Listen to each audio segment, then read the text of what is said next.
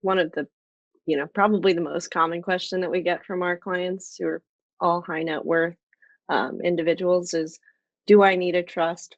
And they do think it's kind of that magic fix it button that if I put everything into a trust, I can avoid all the taxes. I get to say exactly what I want to happen to my assets, which is pretty true. Hmm. But I think it's a good distinction to make. Yeah, what's the difference between a will and a trust? So there's a couple quick things that I always think about. A will determines who receives your assets. A trust determines who receives and how they receive the assets. So there's more control in that trust component with it. The other thing is privacy, to what Sam mentioned previously. The will is going to determine who receives those assets, but it's still going to pass through probate. So there is going to be some public information there, which could create some potential issues if the numbers are larger than anticipated amongst family members. Whereas assets that are in a trust, and think of a trust as kind of almost like a bucket, and then you're going to drop things into that bucket. A lot of it has to do with retitling. There's going to be some work. You can put properties in a trust. You can put investment assets in a trust.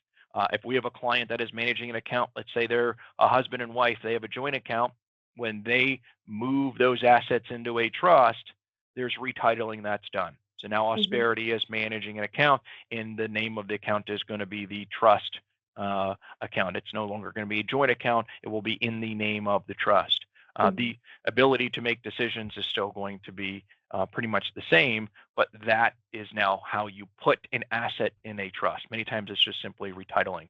What happens is, in that instance, if the two individuals or the husband and wife passed away, they've made decisions in creating that trust for where those assets are going to go and how those assets might be utilized and spent.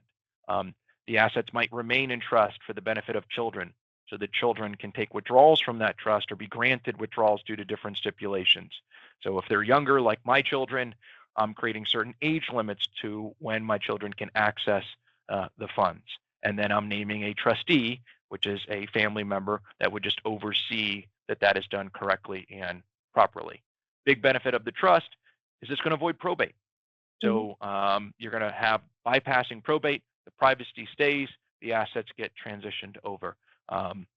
So sometimes it's taking a look at, well, what is the purpose of this wealth and who's going to receive these assets if I were to pass away? There may not be a need for the trust if you're completely fine with knowing, okay, these assets go to my children and I trust them. It's their money. They can do whatever they want with it. The complexity and the cost associated with attorney fees and drafting the trust may not be needed or warranted. Instead, it's just directing the funds. So the estate plan might be a little bit more simple, and it's the power of attorneys, as we mentioned, and it's establishing the will so that the individual is determined. Whereas the trust is going to give more of that stipulation for, okay, it's going to go to my children, but I want to make sure that it's protected from creditors. So if they're ever part of a lawsuit or litigation, that trust is not going to be part of their assets.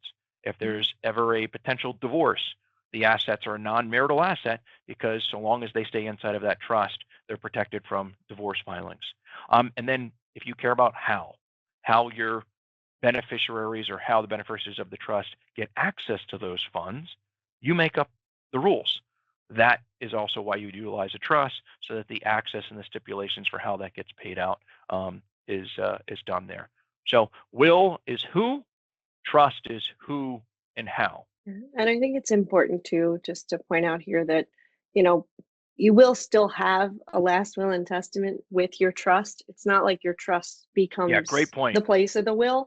I think that's a common misconception that you like get one or the other, and us having them next to each other probably furthers that belief. But yeah, your trust is actually like within your will in most cases, and then your will may be a pour over will that just makes sure everything that accumulates in your lifetime is either deposited to the trust or, dictated where it should go. All right. And then this kind of just goes back to, do I need a trust?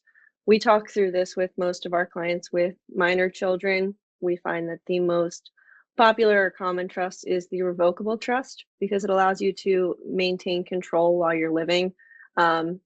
Rory's worked through this with estate attorneys, so I know you have a lot of knowledge here if you wanted to Mhm. speak further to the revocable versus irrevocable and pros and Yeah. cons.